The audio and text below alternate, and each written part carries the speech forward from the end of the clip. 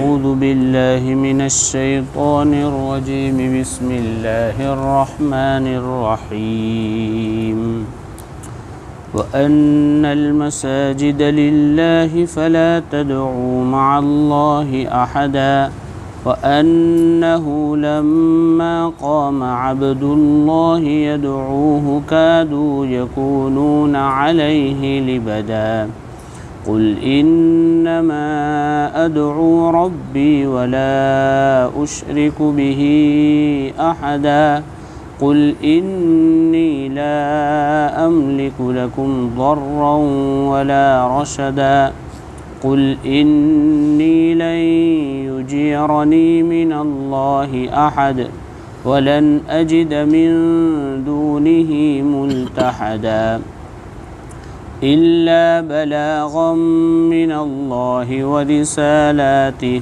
ومن يعص الله ورسوله فإن له نار جهنم خالدين فيها أبدا حتى إذا رأوا ما يوعدون فسيعلمون من أضعف ناصرا وأقل عددا۔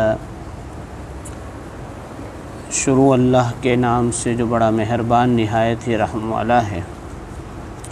یہ سورہ جن چل رہی ہے رمضان میں 5-6 رمضان تک،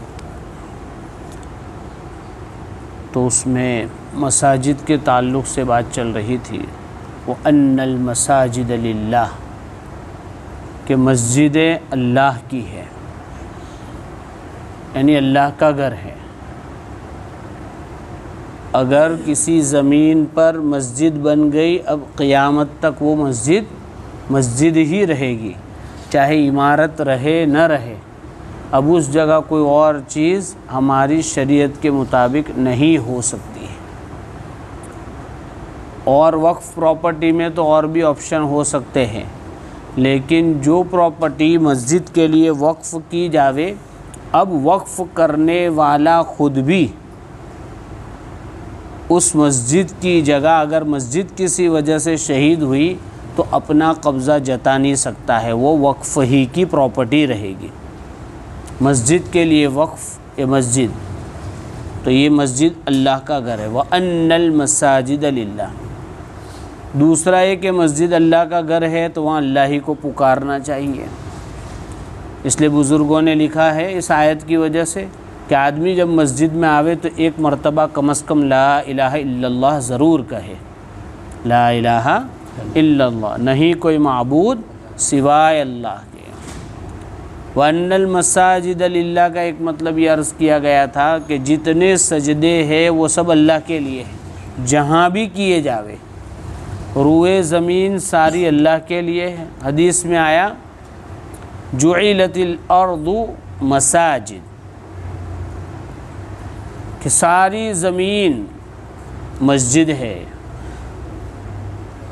ظاہری بات ہے، جہاں بھی ہم سجدہ کریں گے تو کس کو کریں گے؟ اللہ کو کریں گے۔ اس لیے آگے فرمایا فَلَا تَدْعُوا مَعَ اللَّهِ أَحَدًا، لہذا اللہ کے ساتھ کسی اور کو نہ پکارو، کسی بھی جگہ نہیں۔ یہود جو ہوتے تھے اپنی عبادت کی جگہوں میں جا کر اللہ کے علاوہ اوروں کو بھی پکارتے تھے، اس لیے نبی کو تعلیم دی گئی، اس امت کو بھی تعلیم دی گئی کہ اللہ کے علاوہ کسی کو ہم پکار نہیں سکتے، اس کے علاوہ کسی کی عبادت نہیں کر سکتے۔ اس کے بعد آگے ایک بات کہی وَأَنَّهُ لَمَّا قَامَ عَبْدُ اللَّهِ، یہ بھی وحی ہے کہ نبی کریم صلی اللہ علیہ وسلم پر یہ وحی کی گئی کہ جب آپ اللہ کی عبادت کرتے، یعنی اللہ کا بندہ اللہ کی عبادت کے لیے کھڑا ہوتا ہے، اللہ کا بندہ اللہ کی عبادت کے لیے کھڑا ہوتا ہے۔ حضور صلی اللہ علیہ وسلم کو کیا کہا گیا؟ اللہ کا بندہ۔ بار بار یہ بات آتی ہے کہ اصل بندگی ہے۔ حضور صلی اللہ علیہ وسلم کو معراج پر بلایا تو بھی کہا کہ ہم نے اپنے بندے کو بلایا۔ قرآن اتارا تو اللہ نے کہا کہ ہم نے اپنے بندے پر اتارا۔ یہ بات بار بار اس لیے قرآن میں ذکر کی گئی تاکہ ہم مشرک نہ ہو جاویں، قرآن پڑھنے والے مشرک نہ ہو جاوے۔ حضور پاک صلی اللہ علیہ وسلم کا مقام بڑا اونچا ہے، لیکن وہ اونچے ہو کر بھی ہے اللہ کے بندے، اور اللہ کی بندگی سے بڑھ کر کوئی چیز نہیں۔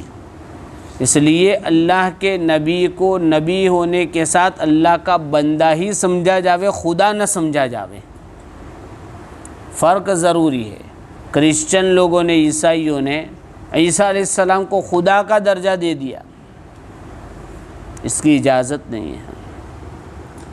یدعو تو کیا کہا کہ جب اللہ کا نبی یعنی اللہ کا بندہ اللہ کی عبادت کے لیے کھڑا ہوتا ہے، کادو یکونون علیہ لبدا، تو یہ مشرک لوگ جو ہے ان پر بھیڑ جمع لگتے ہیں، ایسا لگتا ہے کہ حملہ کر دیں گے۔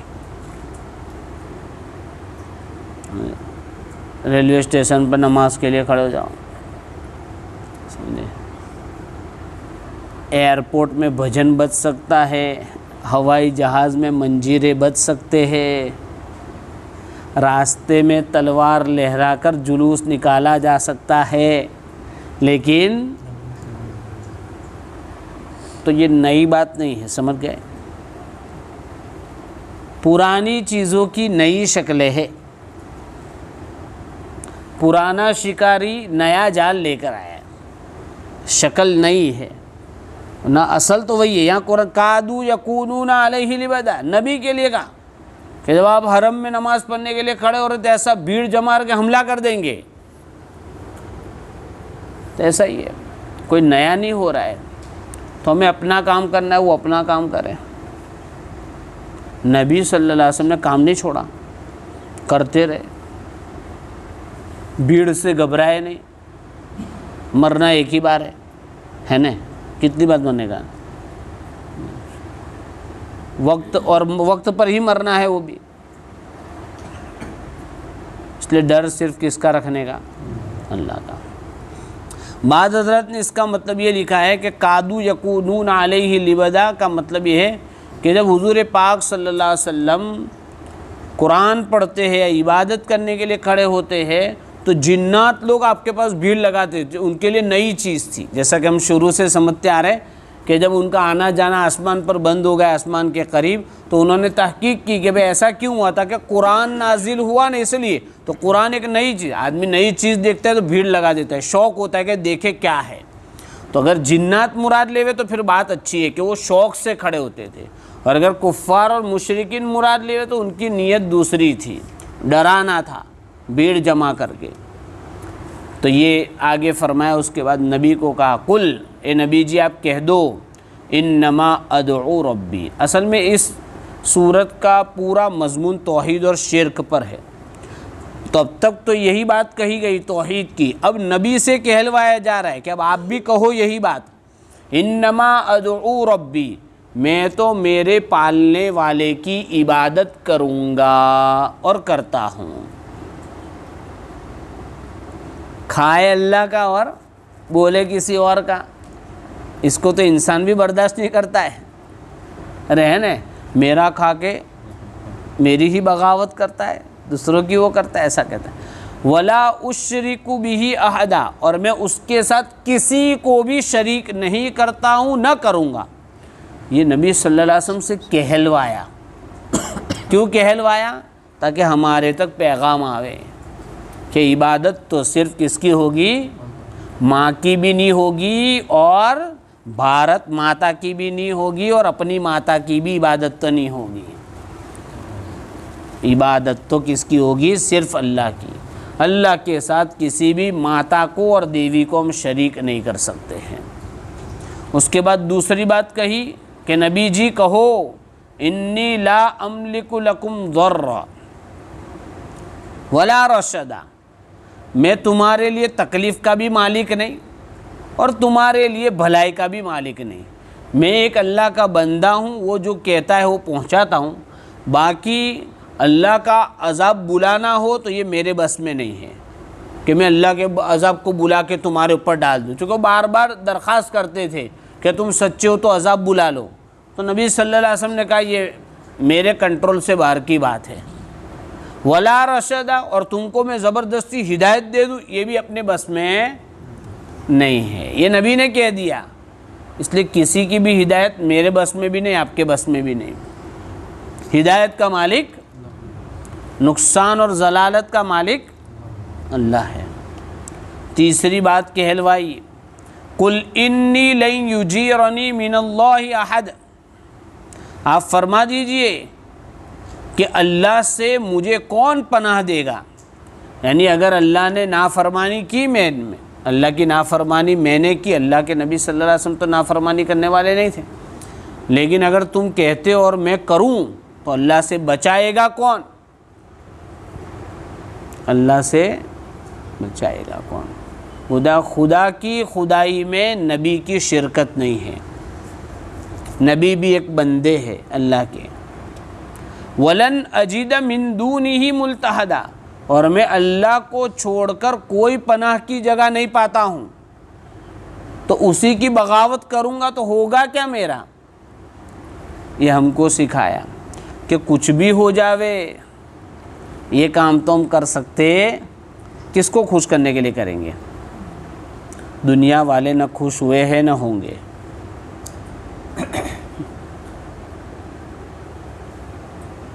اور کب تک خوش کریں گے؟ قرآن کہتا ہے وَلَن تَرْضَ عَنْكَ الْيَهُودُ وَلَا النَّصَارَى، کہ یہ یہود اور نصارہ تم سے خوش ہونے والے نہیں۔ کب تک؟ تم بھی ان جیسے ہو جاؤ۔ تو کیا میرے اور آپ کی نیت ہے ایسی؟ نعوذ باللہ۔ وہ آج یہ کہیں گے، کل وہ کہیں گے، پرسوں وہ کہیں گے،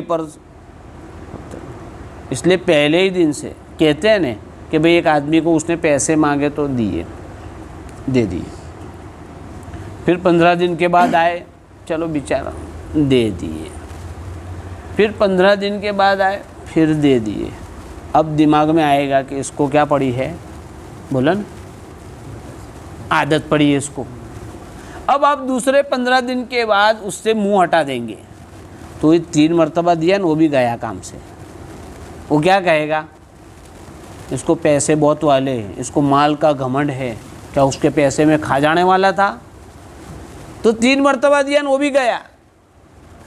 اس لیے پہلی ہی مرتبہ میں آدمی کو روک لگانی چاہیے تاکہ اس کی عادت خراب نہ ہو۔ دے کے بھی راضی نہیں کر سکتے، یہ مثال دے رہا ہوں۔ تو ہم مشرکوں کو، بت پرستوں کو کب تک راضی کریں گے؟ نہیں کر سکتے۔ اور ان کو راضی کر کے بھی اللہ کو ناراض کر کے فائدہ کیا ہے؟ اللہ کی ناراضگی مول کر تو ماں باپ کو بھی راضی نہیں کر سکتے، ہے نا؟ لا طاعۃ لمخلوق فی معصیۃ الخالق۔ اللہ ناراض ہو اور ہم مخلوق کو خوش کرنے میں پڑے تو یہ تو اجازت ہی نہیں ہے، ماں باپ کی بھی اجازت نہیں۔ یعنی ماں باپ کو ایسا کام بتاوے جس سے اللہ کی ناراضگی ہوتی ہو تو ماں باپ کو ناراض ہونے دینے کا، اللہ کو ناراض نہیں کر سکتے۔ تو جب ماں باپ کا یہ حق ہے تو یہ کس کھیت کی مولی ہے کہ ہم ان کو راضی کرنے کے لیے چکر کاٹتے رہیں گے؟ اس لیے آدمی کو اپنی چیز پر مضبوط رہنا چاہیے۔ وہی بات ہے، ایک ہی مرتبہ مرنا ہے اور وقت پر ہی مرنا ہے۔ نہ کوئی روزی چھین سکتا ہے، نہ کوئی روزی دے سکتا ہے، نہ کوئی جان چھین سکتا ہے، نہ جان دے سکتا ہے۔ سارا کنٹرول اللہ کے پاس ہے۔ نفع نقصان کا مالک، موت اور زندگی کا مالک صرف اللہ ہے۔ اللہ ہمارا عقیدہ مضبوط کر دے۔ نبی نے کہا یہ سب کام میرے نے، میرا تو ایک ہی کام تھا کہ کیا؟ الا بلاغا من اللہ ورسالتہ، اللہ کی طرف سے جو پیغامات ہیں وہ پہنچا کے میں چھوٹا۔ ہدایت میرے بس میں، عذاب کو بلانا میرے بس میں نہیں ہے۔ ہاں ضابطہ سن لو، بات نہیں مانو گے تو وہ خود نمٹے گا۔